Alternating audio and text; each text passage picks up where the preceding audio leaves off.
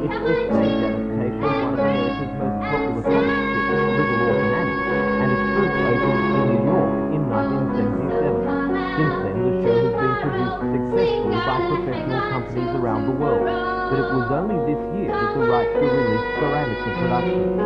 Starring as Annie in this production is 13-year-old Alison White, whose red hair and freckles make her ideal for the part. For much of the show, her trusty sidekick is Sandy. The two are together when Annie sings the show's hit song, Tomorrow.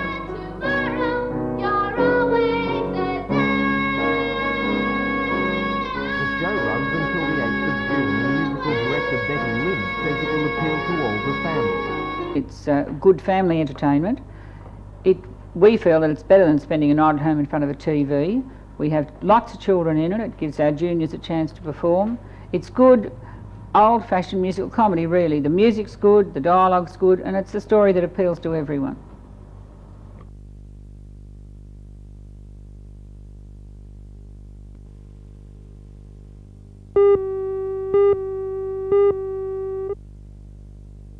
The DMR, the protesters and the police have started. The residents from the event in the Pacific Garden Caravan Park left vehicles across the median strip and settled down for a long wait. The department has been widening this stretch of the Pacific Highway from 2 lanes to 4, but this is not a turning lane or a break in the median stretch to provide access to the southbound traffic to the park or access to residents to the south lane. In a statement today, the Department of Main Roads said it's not possible to road intersections. The residents say that's just plain dangerous and have been unsuccessfully fighting the decision with letters and petitions since last year. They fear that crucial minutes will be lost by ambulances in a medical emergency and worry that school children will run across the busy road when dropped off by a bus. If someone wants to go towards Newcastle, they've got to go approximately a mile north first, then cover that mile back again here before they're 10 yards past the park to get to their where they want to go in Newcastle. That's one of the things, you know. How long are the residents prepared to stand here and obstruct the DMR? I don't know. I think they'd live here if they had to get it. They're very keen. Terribly. After 2 hours, the police told the protesters to move on. At the request of the DMR, grudgingly they left the site, and within half an hour the median strip was well on the way to completion. Nevertheless, the residents say they will continue to fight for an access break. At Sandgate, meanwhile, a protest of a different kind. According to Newcastle City Council, this fig tree in the car park of the industrial firm Bostitch must go. It contravenes the development consent issued when the property was built on last year. Employee John Gilmore was one of several people upset to hear that the old tree is on Strait Road. John, why does the council want this tree removed? They say there's not enough room for semi-trailers to come up here and make a turn. Even if the tree was removed, it still wouldn't give them enough access to make the turn, so I can't see any reason why the tree has to go. How are you going to feel if the tree is removed? Very sad. I feel as though it's been there for quite some time. It's about a 40-year-old tree and it's doing no harm whatsoever. In fact, it's beautification as far as I'm concerned.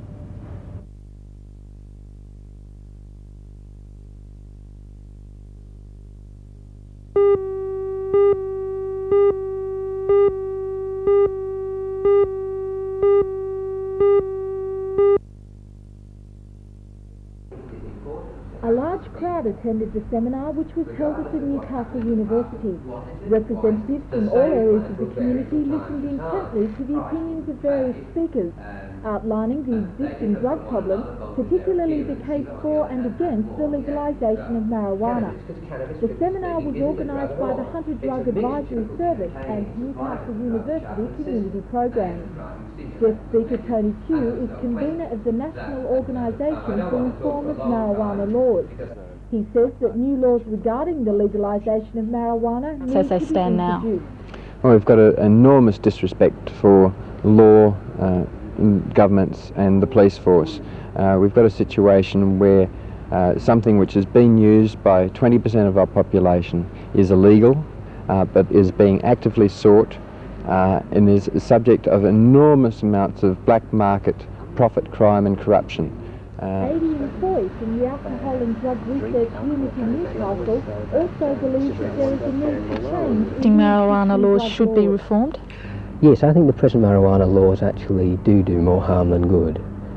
If we do reform them, I think we must expect that there will be increasing use of the drug and that we will start to see health problems becoming more common than they were previously. And that seems to be the view on both sides of the fence. According to all those concerned, the laws governing the use of marijuana need to be changed.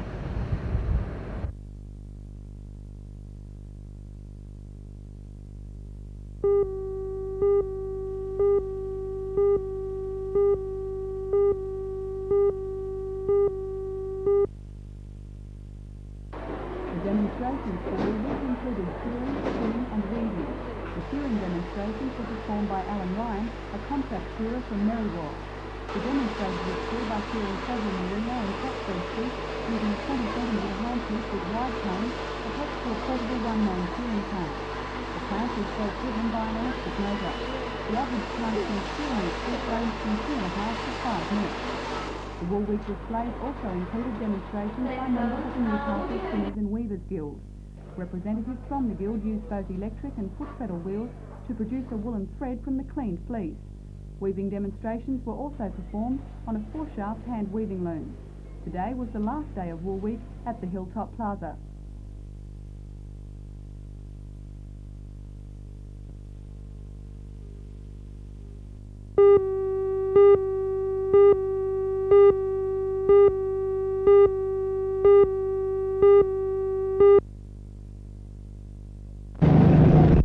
Nobby Signal Station first saw the navigation lights from the distressed yacht at 6:45 last night. The boat was broaching perilously close to the breakwater just below the lighthouse. Shouts were heard from the sea and the rescue helicopter spotted some men in the water, but the conditions were too blustery for any rescue attempt to be made. 2 crewmen, David Brown from Ireland and Bruno Hesse from Switzerland, were found on Stockton Beach. Mark Roach was one of the first people on the scene. So I raced down there and I seen a blue jacket on a person, so I seen a wave come and he come up, he looked like he was up, put his hand up looking for someone to grab him. So both I went in first and grabbed him, and then the rescue men come in as well, and we both pulled him up to shore. Both men were suffering hypothermia and were taken to the Mater Hospital for treatment.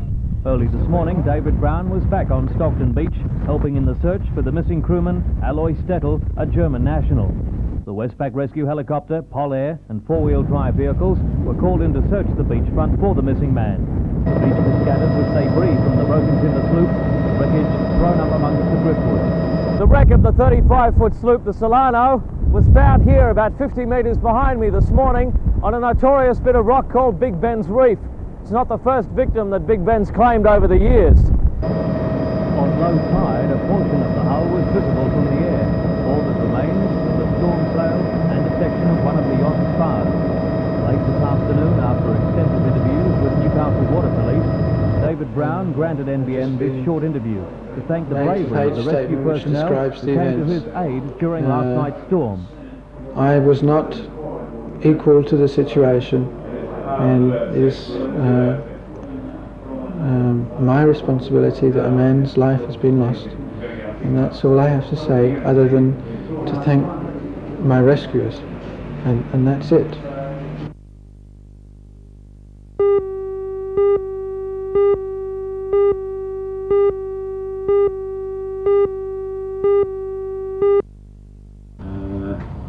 This is one of the many meetings that have been held to inform the Council about how the multi-million-dollar project is going. The good news is that stage 1 of the project is running between $500,000 and $800,000 under budget.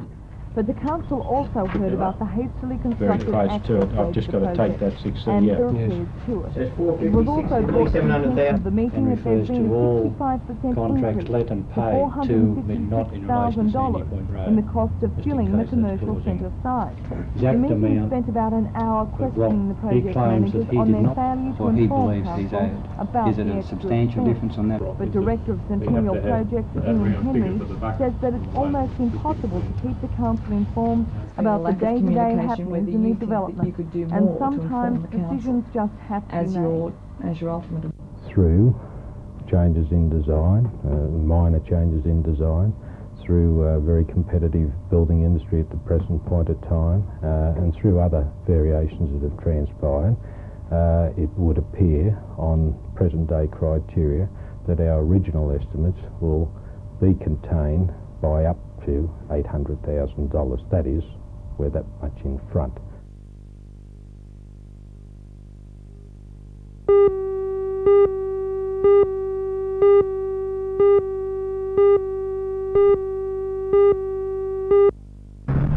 Before the Council Committee's decision to recommend the go-ahead for the supermarket in Nelson Bay, there was much scepticism that it would be knocked back. The reason was because it will be in direct competition with the Council's Salamander Bay commercial development. The 4,000 square metre shopping centre, which will be bordered by Tomaree, Yakaba and Stockton Streets, complies with the Council codes. But as President of the Nelson Bay Chamber of Commerce, Graham Weston says, see, it's only, as you say, it's only out for committee tonight. That's so. what the people want of Nelson Bay, and they've come out quite vocal in that and said they want a Woolworths supermarket in Nelson Bay itself. I think number two is that it would consolidate and finish the Nelson Bay shopping centre. Last night, the committee allowed the development application through without comment. In his recommendations, the town planner says that the supermarket development is justified on economic grounds. But he says the traffic congestion is the problem. His solution to that is that the developer pay $296,000 for a Nelson Bay commercial centre bypass. Mr West is fearful that some of the restrictions placed upon the developers, Sabimo, are unreasonable and may drive them away. I think this council should be trying to encourage a shopping centre or a supermarket of this magnitude in Nelson Bay. It surely must create employment, 50 people, and everything else that goes with it. I think they should be encouraging it rather than trying to deter it.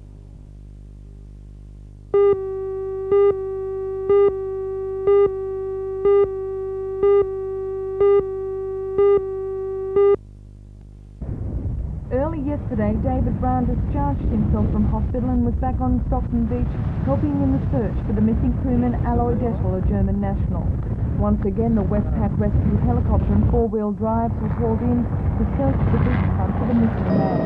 The beach was scattered with debris from the broken timber street, the wreckage thrown up amongst the bristles. On low tide, a portion of the hull was visible from the air. All that remained was a storm sail and a section of one of the yacht's spars. David Brown, who is still recovering from his ordeal, says he owes his life to the work of his rescuers. I was not equal to the situation, and it is my responsibility that a man's life has been lost. And that's all I have to say, other than to thank my rescuers, and that's it.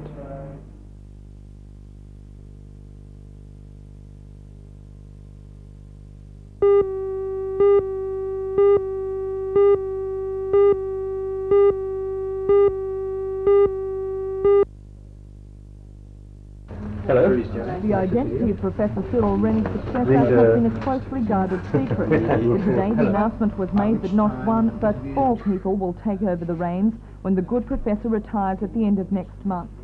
Former Deputy Dr. William Paradise will take on the position of Acting Director of Research until the end of the year when a new director will be appointed. James McKay will become the Chief Manager of Fundraising, and Roger Geary has been made the Secretary of the Foundation. But the man wielding the most power will be the newly appointed board member, Professor Michael Carter. Professor Carter is the founding head of the Newcastle University Sociology Department and the Deputy Chairman of the University Senate. He says the foundation will continue on the same successful course as a tribute to its founder. There have been many tributes to Professor Rennick over the last few weeks. I think perhaps the finest tribute, however, would be to ensure the continuation of the excellence which he has engendered in this region, and that will be the task of the board and of myself. Professor Rennick reiterated the importance of the foundation remaining independent, and he says with the money that the Premier promised a fortnight ago, that will be possible.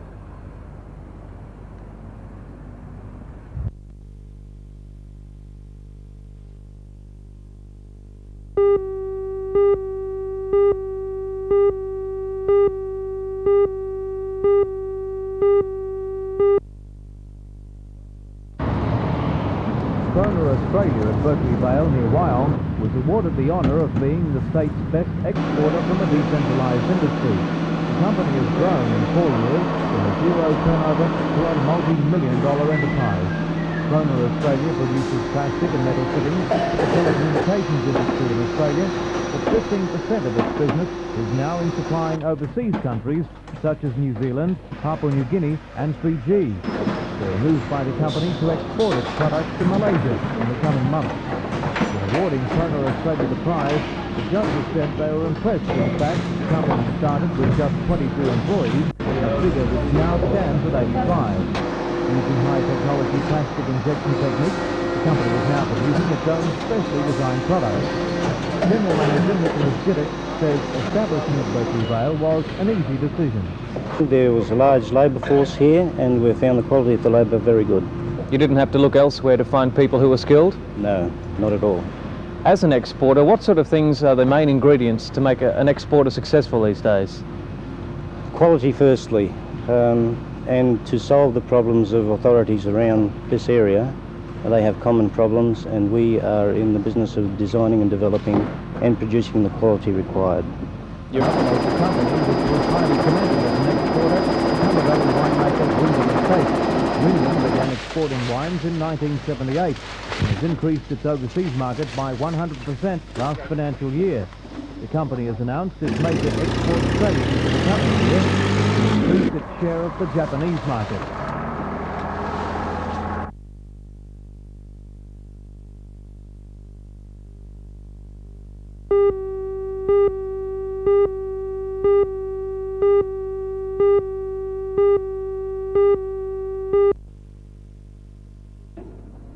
Think of distance running, and one name that immediately springs to mind is Rob de Castella. Today, more than 100 people attended the seminar and heard from the man behind the distance hero, Duke's coach, Pat Clohessy. He's coached Duke since he was 14 years old, and Clohessy is also the national distance coach at the Australian Institute of Sport.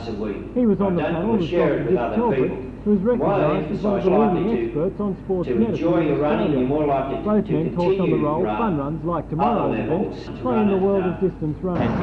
I think fun running can have a very important role, Matthew, in training for distance running and training for major races. For example, big races like the City to Surf and some of the local races around Newcastle, like this, even this run, Tube Makers Run tomorrow, can be very valuable in giving people fast racing at shorter distances, and you know, it motivates them, and it can be worked in as a very important factor in the training program.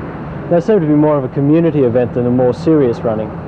Yes, I think this is good. It's you know, it has other reasons. It brings a lot of people together, community fitness and so forth, and also people that wouldn't be inclined to get out and run around the track because of sensitivity as to their perhaps ability and so forth.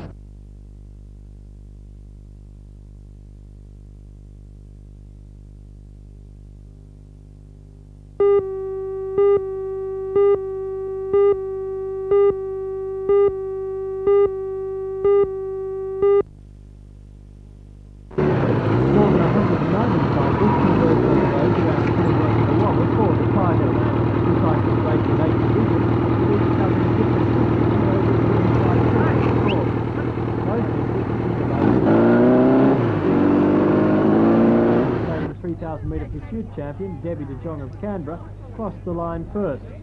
4 times Australian champion Mark Elliott of Armidale added another title to his collection, winning the junior country title by a narrow margin. In the seniors, the 100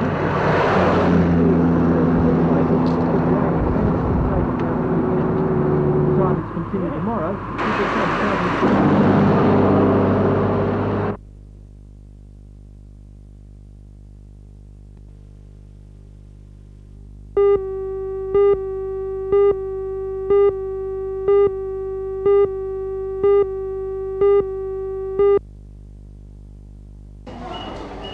The grandparents scheme in the Hunter region is the only organisation of its kind in New South Wales.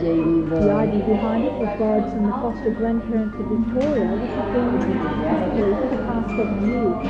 A $20,000 funding program was suggested by the government that organisers have to want hope and are now assisting first-hand volunteer help and a small donation made by the Stock and Welfare Association, which covers grandparents visiting care. There are more than 600 intellectually handicapped children at Stockton Hospital, and President of the Foster Grandparents Committee, Dorothy Harrington, says that interaction between young and old is a major aim of the scheme. Well, Melinda, the main aim really is to link senior citizens with intellectually handicapped children. First of all, those that are living within institutions, and then we're hoping that the scheme will develop into the community. Do you think there's a definite need within the community for such a scheme? Yes, I do, because I think there are many handicapped people living in the community who haven't got that special person in their life. Well, good if you can get down onto the boat and Down there. Other senior citizens should become involved. I think it is very, very important for other people to become involved in the scheme because there is a great need here for the involvement. The children do need this one-to-one contact and the personal contact that comes with it. Has Warren filled a need in your life? Yes, he's made me feel wanted.